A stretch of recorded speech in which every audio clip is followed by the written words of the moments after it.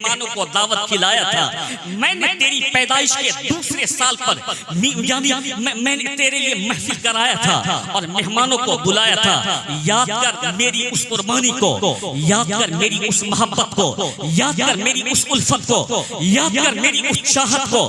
बेटी न उस मोहब्बत को याद करती है, बेटी न उस उल्फत को याद करती है, बेटी न उस चाहत को याद करती है। बेटी के सर पे भूत सवार है रमेश की मोहब्बत का, बेटी के सर पे भूत सवार है महेश की मोहब्बत का। माँ बाप को ठुकरा करके उस काफिर के साथ चली जाती है और 2 महीने के बाद खबर आती है कि रमेश ने उसका मर्डर कर दिया। रमेश ने उसको गैस से जला दिया, रमेश ने उसको उसके गले दाब दिए, रमेश ने उसके 36 पीस करके यानी फ्रीज में रख दिया। क्या मतलब, न दुनिया ही मिली न आखिरत ही मिली। ठीक कहा था किसी ने कि तरीके मुस्तफा को छोड़ना है वजह बर्बादी, इसी से कौम दुनिया में बेइख्तियार हुई अपनी। तो इस पुरफतन माहौल में ग्रेजुएशन करना उतना जरूरी नहीं है। हम अगर ग्रेजुएशन नहीं करेंगे तो रिक्शा चला करके अपने पेट को भर सकते हैं, लेकिन ईमान का सौदा हम नहीं कर सकते हैं। हम अगर पोस्ट ग्रेजुएट नहीं करेंगे तो मजदूरी करके हम अपना पेट भर सकते हैं, ईमान का सौदा नहीं करेंगे। हम अगर MBBS नहीं करेंगे तो हम यानी मैं कहता हूँ कि हम मजदूरी करके अपना पेट भर सकते हैं, लेकिन ईमान का सौदा नहीं करेंगे। हाँ, ग्रेजुएशन करना है लेकिन पहले दीन मुस्तफा को पढ़ना जरूरी। MBBS के एग्जाम को फेस करना है, पहले दीन मुस्तफा को पढ़ना जरूरी। तेरे पैगंबर ने 1400 साल पहले न कहा था। हुजूर की एक हदीस सुनिए, सरकार कहते हैं तलबुल इल्म फरीदतुन अला कुल्ली मुस्लिम व मुस्लिमा। इल्म का हासिल करना हर मुसलमान मर्द औरत पे फर्ज करार दिया। इसको कम कर दीजिए आप ताकि बातें लोगों को समझ में आए। यानी इल्म का हासिल करना हर मुसलमान मर्द औरत पे फर्ज करार दिया। इस हदीस का मतलब क्या है कि हर आदमी को मुफ्ती बनना फर्ज करार दिया। क्या इस हदीस का मतलब यह है कि हर आदमी को मौलाना बनना फर्ज करार दिया? नहीं। तुमने अगर अपने पैगंबर की इस हदीस को सुन लिया होता तो तेरी बेटी मैं कहता हूं कि महल को ठोकर मार देती। कहती कि इस महल की क्या औकात जो मेरे ईमान का सौदा कर सके, इस दौलत की क्या औकात जो मेरे ईमान का सौदा कर सके, इस दुनिया की क्या औकात जो मेरे ईमान का सौदा कर सके। मेरा ईमान अनमोल है जिसका कोई जवाब नहीं, जिस ईमान की वैल्यू यानी जिस ईमान की वैल्यू बिलाल ने, हजरत बिलाल ने तपती हुई रेत पे सो करके उमैया से कहा था कि यानी ईमान की कीमत, ईमान इतना सस्ता नहीं है जो तेरे कोरे की वजह से मैं छोड़ दूं। ईमान इतना सस्ता नहीं है जो मैं इस तपती हुई रेत की वजह से छोड़ दूं। ईमान इतना सस्ता नहीं है कि मैं तेरी डर से इसे छोड़ दूं। तो ईमान मेरा किस कदर कमजोर हो गया कि कोरे की वजह से ईमान नहीं छूट सका। अभी जिस फिलिस्तीन की बात हर शायर हर मुकर्रिर करता है, हम लोगों पे मुसीबत आती है। ये मैं सच्ची बात कहता हूँ, एक बेटा अगर जवान मर जाए 40 दिन तक नमाज हमारी छूट जाती है। एक जवान बेटा हमारा मर जाए 40 दिन तक मस्जिद हम नहीं आते हैं। लेकिन फिलिस्तीनियों का ईमान किस कदर मजबूत है। अगर फिलिस्तीन वाले कहे इजराइल से कि तुम अपना सारा खजाना मुझको दे दो और मैं तेरे मजहब को कबूल कर लेता हूं, तो इजराइल फौरन अपना सारा खजाना दे करके उसकी गुलामी करेगा। लेकिन उसका ईमान कितना स्ट्रांग है, वो कहते हैं कि मेरा ईमान इतना स्ट्रांग है कि तेरा बारूद मेरे ईमान को पिघला नहीं सकता है। मेरा ईमान इतना स्ट्रांग है कि तेरा फाइटर जेट मेरे ईमान की नींव को नहीं हिला सकता है।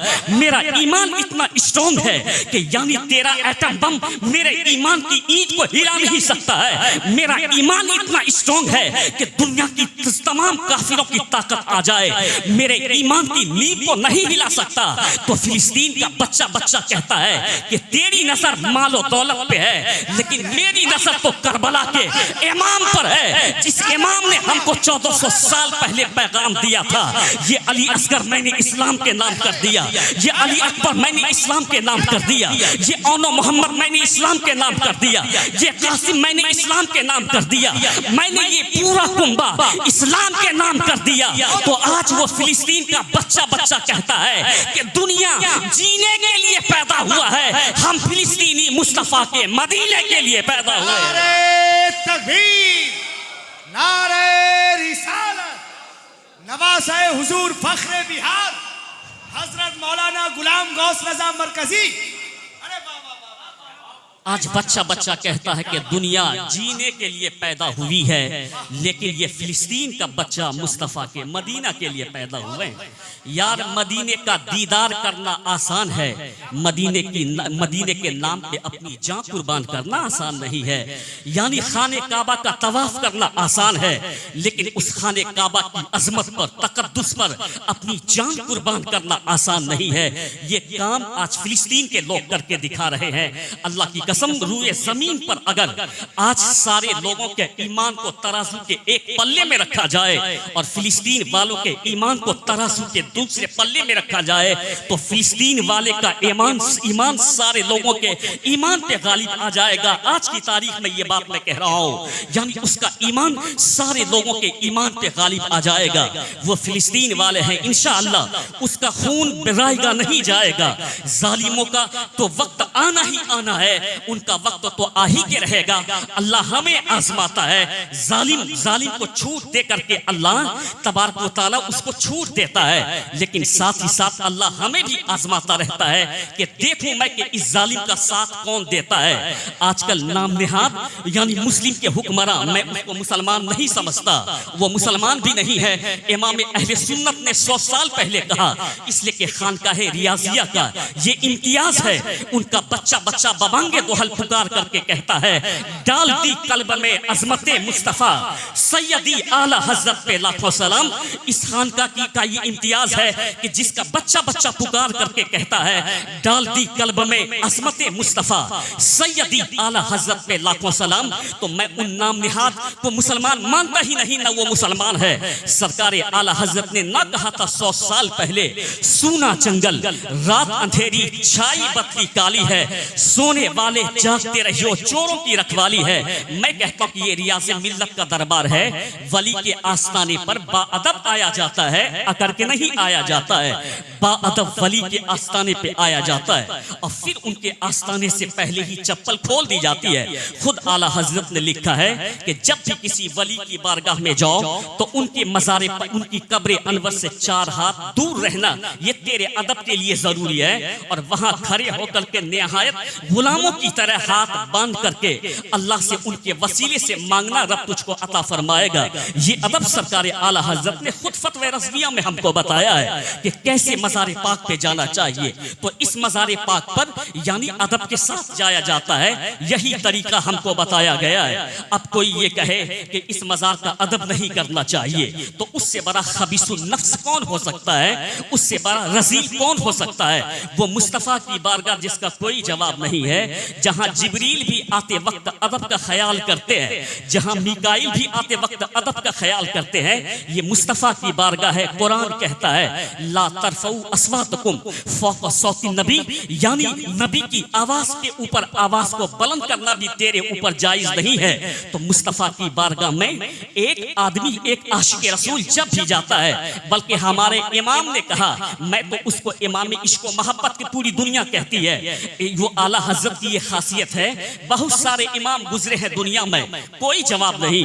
कोई फलसफा के इमाम, कोई रियाजी के इमाम, कोई मंतिक के इमाम, कोई यानी मैं कहता हूँ कि नहव के इमाम, तन्हा जात अहमद रजा खान फाजले बरेलवी की है, जिसको सारी दुनिया कहती है इमाम इश्क व मोहब्बत। इश्क व मोहब्बत के इमाम का नाम सरकार आला हजरत है।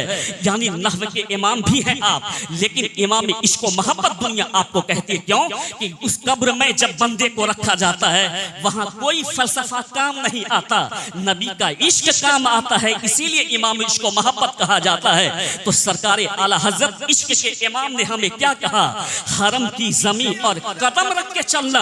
अरे सर का मौका है औ जाने वालों, यहाँ सर का मौका है औ जाने वालों, हरम की जमीन और कदम रख के चलना। अरे सर का मौका है औ जाने वालों, तो वो हरम की जमीन है। तो वहाँ लोग निहायत अदब से जाते हैं, चाहे वो खाने काबा के पास जाएं, चाहे हजरे अस्वद के पास जाएं, मकाम इब्राहिम के पास जाएं, मीना में जाएं, अरफात में जाएं, मुस्तल्फा में जाएं, उसे वादी हरम कहा जाता है। और उन सबसे बढ़ के मुस्तफ़ा के रोज़े पे जाएं। खाने काबा से भी बड़ा मकाम वो मुस्तफ़ा का रोज़ा है। इमाम कहते कि हाजियों आओ शहंशाह का रोज़ा देखो। अरे काबा तो देख चुके हो, काबे का काबा देखो। तो सारी दुनिया का किबला वो काबा है, लेकिन काबे का भी काबा मुस्तफ़ा जाने रहमत है। इमाम कहते हैं कि हाजियों आओ शहंशाह का रोज़ा देखो। काबा तो देख चुके हो, काबे का काबा देखो। वो मुस्तफ़ा जाने रहमत का रोज़ा है। तो जब भी गुलाम वहां जाता है तो गुलाम वहां निहायत अदब के साथ जाता है, क्योंकि गुलाम को अदब के साथ जाना है। अदब के साथ हाथ बांध करके, चाहे हमारे शहबाज कलकतवी साहब हो या अख्तर परवाज साहब हो या अली रजा रहबर साहब हो, ये सारे लोग वहां हाथ बांध करके कहते होंगे मुस्तफ़ा जाने रहमत पे लाखों सलाम, शम्ए बस में हिदायत पे लाखों सलाम। ये सारे लोग वहां हाथ बंद करके कहते होंगे कि वह सुबह लालाजार फिरते हैं, तेरे दिन ए बहार फिरते हैं। ये सारे लोग वहां हाथ बांध करके कहते होंगे। और जब वहां से लौटता है एक आशिक तो उल्टे कदम लौटता है। ये कीमती बात नौजवानों नोट कर लो इस उर्स के जरिए। अब ज्यादा तकरीर लंबी नहीं होगी, बस इस पॉइंट को पूरी कर देता हूँ, फिर उसके बाद बात तमाम कर देता हूँ। तो एक आशिक जब मुस्तफ़ा के रोज़े पे जाता है, वहां निहायत अपने सर को झुका करके हाथ बांध करके अदब से सलाम पढ़ता है और उल्टे कदम लौट करके आता है। जैसे ही लौट करके आता है, वहां लाल धुमाल के कुछ मौलवी, ये मुजफ्फरपुर के मुजफ्फर लाल धुमाली, लोगों को रोक करके पूछते हैं कि तुम जो रोज़े नबी पे गए और तुम वहां से लौट करके आए, उल्टे कदम क्यों लौट करके आए? तुम ये बताओ कि ये किस किताब में लिखा हुआ है, इसका हवाला कहाँ लिखा हुआ? मैं उन तमाम लाल धुमालियों से पूछता हूँ, शर्म तुमको नहीं आती है जो अमेरिका फिलिस्तीन के बच्चों के खून बहाने के लिए इजराइल को यानी बारूद देता हो, जो अमेरिका यानी फिलिस्तीन की माओ को मारने के लिए इजराइल को बारूद देता हो, और उसका वो मनहूस प्राइम मिनिस्टर और दावे के साथ गुलाम गौस रज़ा कादरी कहता है कि दुनिया में तब तक अमन नहीं आ सकता जब तक कि अमेरिका कमजोर नहीं हो जाए। यानी जब तक अमेरिका कमजोर न होगा और उमर फारूक आजम का कोई गुलाम सलाहुद्दीन की शक्ल में और कहता हूं मोहम्मद बिन कासिम की शक्ल में दुनिया में नहीं आ जाता, तब तक दुनिया में अमन नहीं आ सकता है। अमन का वाहिद रास्ता है मुस्तफ़ा की गुलामी को इख्तियार करना पड़ेगा, उसके अलावा अमन आ ही नहीं सकता है। मैं आपसे कहना चाहता हूं कि जब लौट करके आता है तो उससे वो मौलवी पूछता है कि तुम जो उल्टे कदम लौट करके आए ये कहाँ लिखा हुआ है? मैं उस मौलवी से कहता हूं अभी रियाज में ये डोनाल्ड ट्रंप गया था तो वहां सारे इनके मौलवी मौजूद थे और इन्होंने अपने औरतों को बेपर्दा करने का काम किया। शर्म आनी चाहिए। कयामत बहुत करीब है, सारी निशानियां जाहिर होती चली जा रही है, यानी कयामत बिल्कुल करीब आती चली जा रही है। ट्रंप के सामने में इसका लाल रुमाल मौलवी जाता था और उनसे हाथ मिलाता था तो उल्टे कदम लौट करके आता था। जो भी ट्रंप से मिलने के लिए जाता तो उल्टे कदम लौट करके आता। तो मैं उन लाल रुमाल मौलवी से पूछना चाहता हूं कि मुस्तफा की बारगाह से उल्टे कदम लौटने पर तुमने मुझसे हवाला मांगा, ट्रंप के पास से उल्टे कदम लौटने पर यह हवाला कहां है? तुम मुझको दिखा दो। ये किस किताब में लिखा हुआ मैं तुम मुझको दिखा दो। मैं ये कहना चाहता हूं कि सुन्नी सिर्फ हवाला देना नहीं जानता है, हम हवाला सिर्फ देना नहीं जानते हैं। और याद रखो नौजवानों, इन लाल रुमालियों को हवाले की जरूरत नहीं है, अब सुन्नियों के जूते की जरूरत है इन लाल रुमालियों को। अब हम तुमको हवाला नहीं देंगे, हम तुमको जूता देंगे। और साबित हो गया कि तुम सारे नस्ली मुल्ला वहाबी ट्रंप के गुलाम हो। हम आला हज़रत की ज़बानी कहते हैं, उन्हें जाना उन्हें माना, न रखा गैर से काम, लिल्लाहिल हम्द में दुनिया से मुसलमान गए। तकबीर।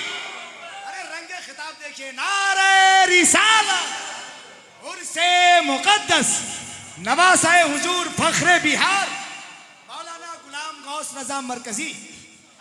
यहां से साबित हो जाता है कि तुम सारे वहाबियों को ट्रंप की गुलामी मुबारक हो, हम आशिकों को हो यानी आमना के लाल की गुलामी मुबारक हो। बस दो बातें रखना चाहता हूं, जो वक्त मुझको कहा था मैं उसके करीब हूं। बस दो तीन बातें मैं ये कहना चाहता हूं कि तेरे पैगंबर क्या कहते हैं, ये खानका है, खानका से रूह का इलाज हुआ करता है, याद रखिए। यानी खानका से रूह का इलाज होता है, मेडिकल कॉलेज से, मेडिकल से, अस्पताल से जिस्म का इलाज इलाज होता है। बुखार है तो आप यानी हॉस्पिटल जाइए, बुखार है तो आप क्लिनिक पे जाइए, पेट में दर्द है तो आप क्लिनिक पे जाइए, आपके अकीदे में कुछ खराबी हो तो शहबाज मिल्लत के पास आइए, आपके ईमान में अगर कुछ कमजोरी हो तो मैं कहता हूं कि साहिब सज्जादा के पास आइए। तो दुनिया का मेडिकल यानी जिस्म का इलाज करता है, ये खानका रूहों का इलाज किया करती है। तो खानका में आया जाया करो, यहाँ से रूह का इलाज किया जाता है। तो वो हदीस मैंने हुजूर की जो पढ़ी, सरकार कहते हैं तलबुल इल्म फरीदतुन अला कुल्ले मुस्लिम व मुस्लिमा। तो इल्म का सीखना हर मुसलमान मर्द औरत पे फर्ज करार दिया। क्या मुफ्ती बनना फर्ज करार दिया? नहीं नहीं, तेरे पैगंबर कहते हैं कि उतना इल्म हर मुसलमान मर्द औरत पर, बेटे और बेटी पर लाजिम करार दिया जिस इल्म के बाद बेटा और बेटी मोमिन बन सके, उस इल्म को हासिल करना लाजिम करार दिया गया है। यानी अपने बेटे को मोमिन बना, बेटी को डॉक्टर बनाना चाहते हो तो पहले मोमिना बना ले, फिर बेटी को डॉक्टर बना। यानी बेटे को डॉक्टर बनाना चाहते तो पहले मोमिन बना ले, फिर डॉक्टर बना। तेरे बेटे और बेटी यानी दूसरों के हाथों में क्यों खेलते हैं कि तुमने अपने बेटे और बेटी को डॉक्टर तो बनाया, मोमिन नहीं बनाया। तुमने अपने बच्चों को स्कॉलर तो बनाया, मोमिन नहीं बनाया। तुमने अपने बेटे को यानी मैं कहता हूं कि फिलोसोफर तो बनाया, मोमिन नहीं बनाया। तो आज के उर्स का ये पैगाम कि कामयाबी तब मिलेगी नहीं, यानी 10 मंजिला मकान के बाद नहीं मिलेगी कामयाबी, 4 व्हीलर खरीदने के बाद नहीं मिलेगी कामयाबी, जमीन खरीदने के बाद नहीं मिलेगी कामयाबी। ये कामयाबी की बात 4 व्हीलर पे इतना की कामयाबी की बात तो काफिर करता है, जमीन और जायदाद पे कामयाबी की बात तो मुशरिक करता है, यानी प्रॉपर्टी पे कामयाबी की बात तो मैं कहता हूं कि एक गैर मुस्लिम करता है। मोमिन कभी इसको कामयाबी की बात नहीं कहता, बल्कि मोमिन ये कहता है कि अल्लाह उसके रसूल मुझको कबूल कर ले, ये हमारे लिए कामयाबी की बात है। मैं मोमिन कामिल बन जाऊं, ये हमारे लिए कामयाबी की बात है। बेटे और बेटी को बना मोमिन कामिल। अल्लाह की कसम, काफिरों की तिजोरी में उतना पैसा नहीं है कि वो किसी मोमिन कामिल के ईमान को छू सके। इसलिए कहता हूं कि मुशरिकों के खजाने में वो दम नहीं है कि किसी यानी वो किसी मुस्लिम या किसी मोमिन कामिल के ईमान को छू सके।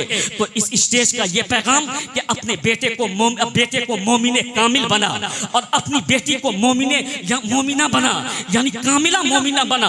ये पैगाम आपको मैं देना चाहता हूँ। इन बुजुर्गों ने दीन की खिदमत फरमाई है। बस इस नुक्ते को मैं रख दूं आपके सामने, मैं उसके बाद मैं अपनी गुफ्तगू को तमाम कर देता। इन बुजुर्गों ने दीन की खिदमत फरमाई है जिसकी वजह से अल्लाह ने इज्जत अता फरमाई है। हमने दीन की खिदमत नहीं फरमाई, इन्होंने दीन की खिदमत फरमाई। कहीं पे चटाई बिछा दी, वहीं अपने किसी खादिम से कहा कि दे दे अजान। अजान की आवाज जब काफिरों के कानों में गई, एक मीठी आवाज जो अल्लाह की किबरियाई बयान करती हो, जो मुस्तफा की रिसालत की गवाही देता हो, वो दौड़ करके जैसे ही आया, चेहरे पे नजर पड़ी तो शानदार चमकता हुआ चेहरा, और आकर के पूछा कि किन के गुलाम हो, तो उसने कहा कि मैं मुस्तफा का गुलाम हो। तो देखने वालों ने कहा कि जब गुलाम इतना लाजवाब है तो नबियों के इमाम कितने लाजवाब होंगे। तो लोगों ने कलमा पढ़ करके इस्लाम को अपना लिया, और इस्लाम को कोई खतरा नहीं हो सकता है। जो अमेरिका और बर्तानिया दुश्मनों को बारूद देता है, रोजाना उसी अमेरिका में डॉक्टर कलमा पढ़ करके मुसलमान हो जाता है। जो बर्तानिया रोजाना बारूद देता है इस्लाम के खिलाफ, उसी बर्तानिया में लोग कलमा पढ़ करके मुसलमान हो जाते हैं। इस्लाम को कोई खतरा नहीं है। ये क्यों हो रहा है? ये अल्लाह ने वादा फरमाया कि महबूब कयामत तब तक नहीं आएगी जब तक कि तेरा कलमा मैं हर कच्चे मकान में दाखिल न कर दो, तेरा कलमा हर पक्के मकान में दाखिल न कर दो। इस्लाम को कोई खतरा नहीं है, बदअमालियों की वजह से हमें खतरा है कि हम बुरे अमाल के इर्तिकाब कर चुके हैं, हमें खतरा है। इसलिए मैं कहना चाहता हूँ इन बुजुर्गों की जिंदगी को इसलिए बयान किया जाता जिसकी जिंदगी मशाले राह है हमारे लिए, जिससे नूर मिलता है हमको, जिससे हमें जीने का तरीका मिलता है। इस बुजुर्गों ने दीन को फैलाया। इस इलाके में फरीदिया सिलसिला एक यानी एक बड़ा सिलसिला है इस इलाके का, और उस फरीदी सिलसिला से हम लोग भी मुंसलिक हैं। खुद मेरे नाना जान जो कि अली के खलीफा के खलीफा है, और उसी को सिलसिले फरीदिया भी कहा जाता है। और करामत ये हुई कि मेरे नाना मुफ्ती आज़म हिंद के खलीफा भी हैं। ये बड़ी अच्छी बात है, मैं आपको सुनाता हूँ। तो आपने जो इस सिलसिले से खिलाफत पाई वो कैसे पाई? बल्कि हुजूर मुफ्ती आज़म हिंद ने ख्वाब में आकर के यूसुफ सा रहमतुल्लाह ताला अलैह से कहा था कि तेरे यहाँ जो यानी कल